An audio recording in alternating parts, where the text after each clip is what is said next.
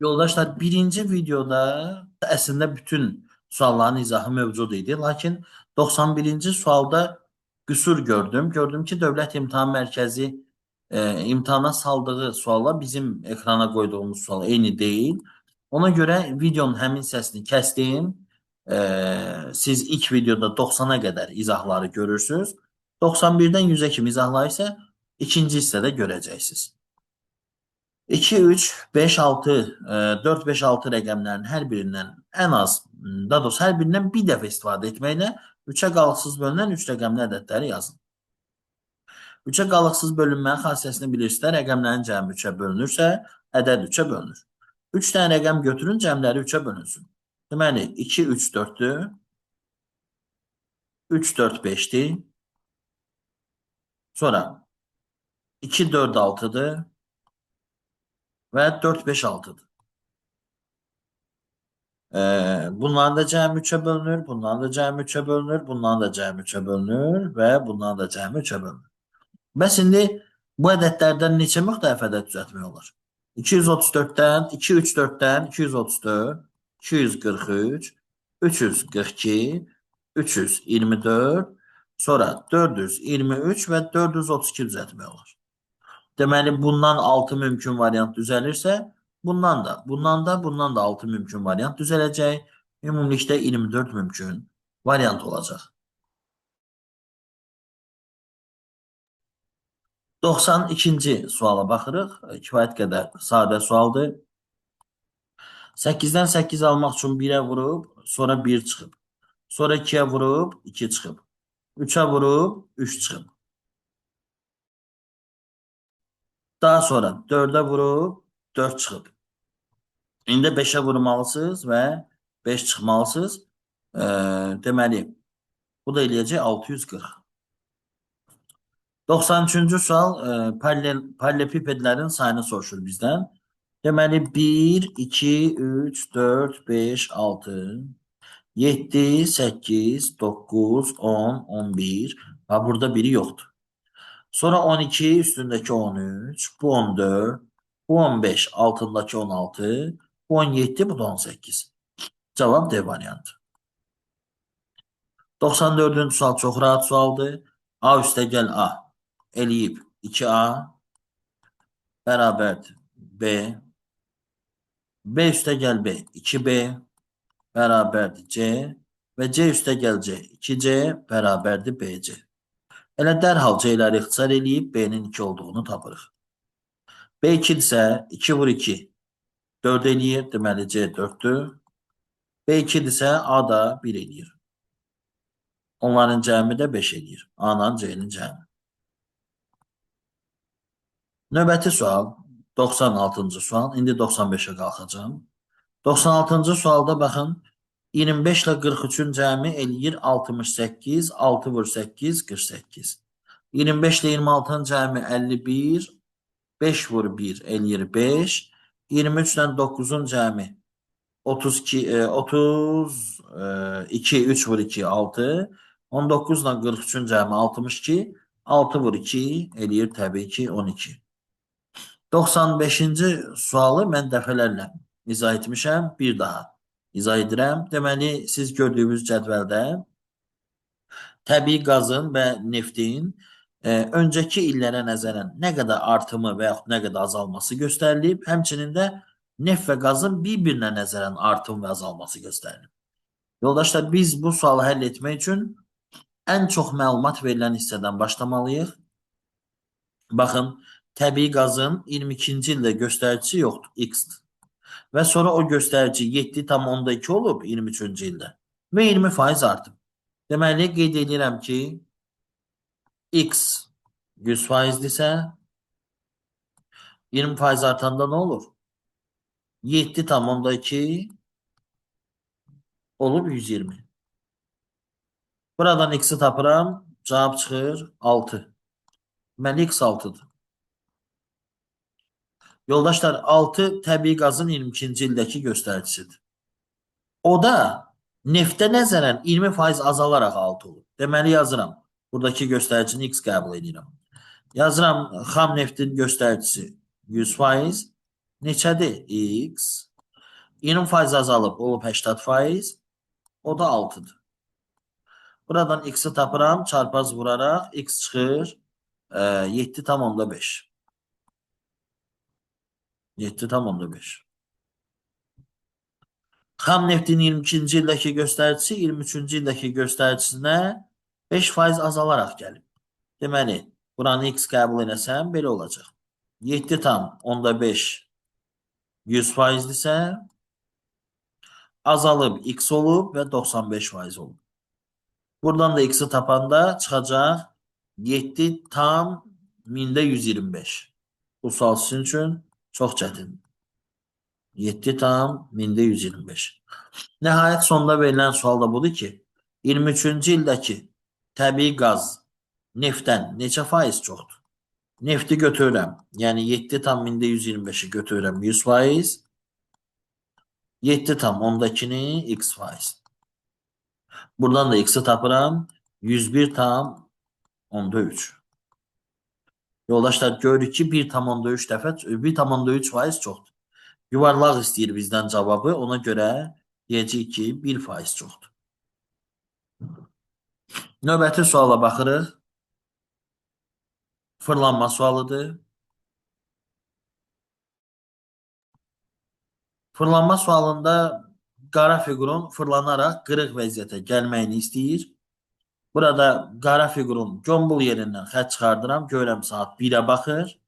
Həmin yeri qırıqda da tapıram. Görürəm saat təxminən 11'ə baxır. Qaradan qırığa 1'dən 11'ə 10 saat var və buranı mən 300 dərəcə qəbul edirəm. İkinci fiqurda baxın bu gömbul ləçəkdən ox çıxardıram. Saat təxminən 2'ə baxır. Həmin ləçəyi qırıqda da tapıb oradan da ox çıxardıram. Təxminən saat 1'ə baxır. 2'dən 1'ə kimi qaradan qırığa kimi 11 saat var. Bu da 330 dərəcə eləyir. Üçüncü sualda baxın. Bu gömbul hissə sola baxır. Qırıqda da gömbul hissə sağ aşağı baxır. Bu saat 9'a baxır. Bu da 4'ə baxır. 9'dan 4'ə kimi 7 saat var. Bu da 30 dərəcəyə vuranda 210 dərəcə eləyir. Dördüncü sualda ən balaca tərəfdən ox çıxardıram. Qırıqda da həmin ox sağa baxır. 12'ə və 3'ə baxır. 90 dərəcə eləyəcək bu. Yəni 3 saat fərq var aralarında. Və nəhayət 5-ci fiqurun uzun hissəsi 12'ə baxır. Buradakı uzun hissə isə 4'ə baxır. 12'dən 4'ə kimi təxminən 4 saat var. O da 120 dərəcə edir. Təbii ki, siz bunu azalma ardıcılığı ilə düzəndə böyükdən başlamalısınız. 2, 1, 3, 5 və 4. 98'in sualı axıra saxlayıram. Ən maraqlı sualdır. İndi isə 99 və 100'ə baxıram. Deməli, yoldaşlar, A ilə B'nin cəmi 10'dur. A üstə gəl B bərabərdir 10'a. B üstə gəl C bərabərdir 4'ə. A üstə gəl C də bərabərdir 8'ə. Tüm bunları tərəf-tərəfi toplayanda 2A, 2B və 2C bərabər olur 22'yə. A üstə gəl B üstə gəl C isə bərabər olacaq 11'ə. A ilə B'nin cəmi 10 deyil. A ilə B'nin yerinə 10 qoyanda C 1 çıxır. C bərabərdir 1. C 1 isə A 7 çıxır.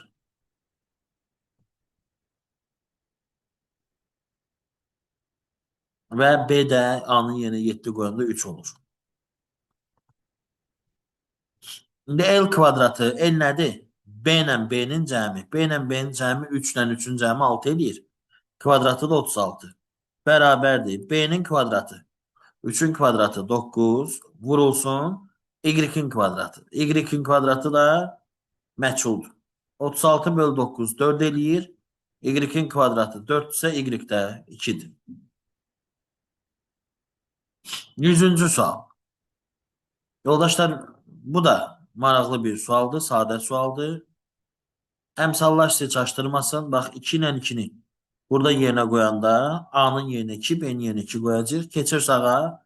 2 vur 2, 4. 2'nin də kvadratı 4. 4 ilə 4'ü də burada yerine koyanda olur 4. Bu da 4 vur 4. 4 ilə 16. 4 ilə 16'nı da burada yerine getirəndə B çıxar. Yəni 16 çıx 4 olur və cavab edir 12.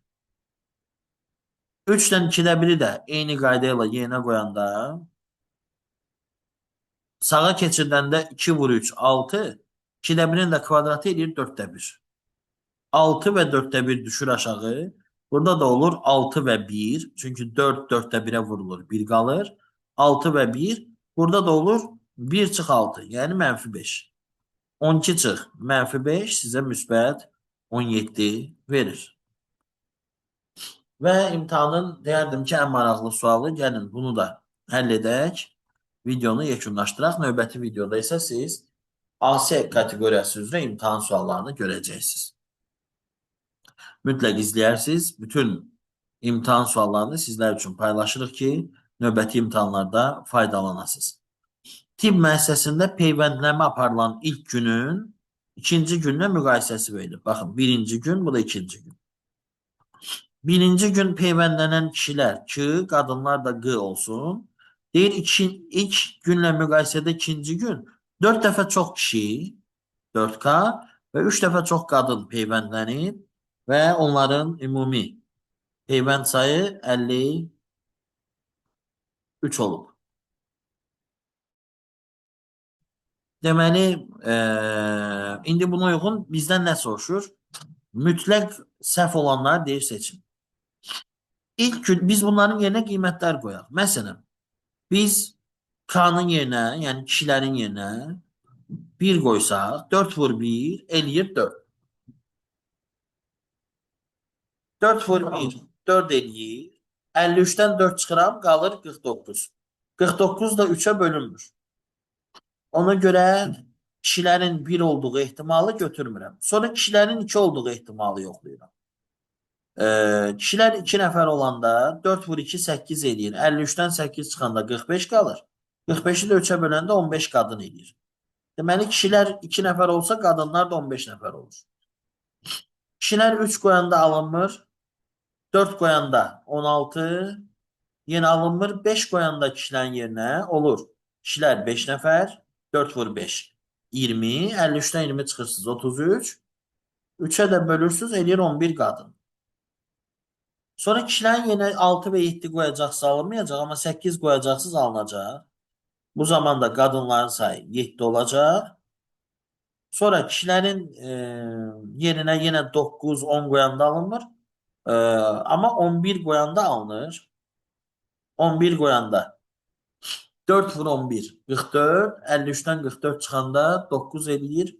3 nəfər də qadın olur. Cəmi ehtimallar bu qədər. 4 ehtimal var.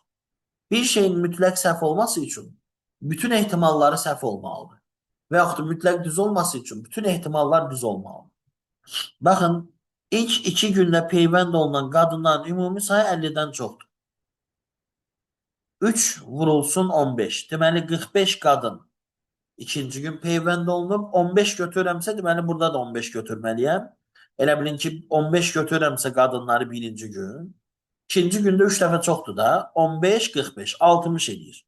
50'dən çox olur. Amma məsələn, qadınların sayını 3 götürəndə birinci gün 3 qadın, ikinci gündə 3 vur 3 qadın. Yəni 9 qadın. Cəmi 12 nəfər edir. Deməli, birinci cümlə bəzən düz, bəzən səhvdir. Ona görə buna mütləq səhv demək olmaz. İkinci cümləni oxuyuruq. İlk 2 gündə peyvənd olunanların ümumi sayı 75'dən çoxdur. Baxın, biz 53 nəfər peyvəndlənən görürük də ikinci gün, düzdür? 53'ün üstünə 2 kişi 15 qadını gəlsə, yəni ilk gündə olanları, cəmi eləyir 17 nəfər, 70 nəfər eləyir. 5 ilə 11'i gəlsək, bu zamanda 16, 69 nəfər eləyir. Bunları toplasaq 68, bunları toplasaq 67 nəfər eləyir. Heç vaxt 75'dən çox olmur. Deməli, bu cümlə mütləq səhvdir. Üçüncü cümlədə deyil, birinci gün peyvənd olunan qadınların sayı ondan azdır. Birinci gün peyvənd olunan qadınların sayı 15 də ola bilir, 11 də, 7 də, 3 də. Yəni, bəzən az olur, bəzən çox. Ona görə bunu da mütləq səhv kimi götürmürük. Birinci gün peyvənd olunanların sayı 20-dən çoxdur. Bu mütləq səhvdir. Niyə? 15 2 20-dən azdır, 20-dən azdır, azdır, azdır. Burada isə deyir çoxdur. Deməli 4-də səhvdir. Cavab olur 2 ilə 4. Niyə 5 səhvdir? İlk, yəni düzgün cavab kimi götürmürük. İlk 2 gündə peyvənd olunan kişilərin sayını 50-dən azdır deyir. Biz kişiləri 11 nəfər götürsək birinci gün. İkinci gündə 4 vurulsun 11. 44 nəfər eləyir. Və toplayanda 55 kişi peyvəndlənmiş olur. Burada 50-dən azlı deyil. Başqa bir ehtimalı götürəndə, kişilərin sayını 2 götürəndə. Ümumilikdə birinci və ikinci gün 10 nəfər peyvəndlənmiş olur. Qısacası bu da bəzən düz, bəzən səhvdir deyə götürmürük. Çünki bizdən mütləq səhvləri istəyir. Cavab 2 ilə 4. Yoldaşlar, növbəti videoda da AS-nin izahlarını, AS və AB-nin qəbul suallarının izahlarını görəcəksiniz. Hamınıza uğurlar arzu edirəm. Sağ olun, salamat qalın.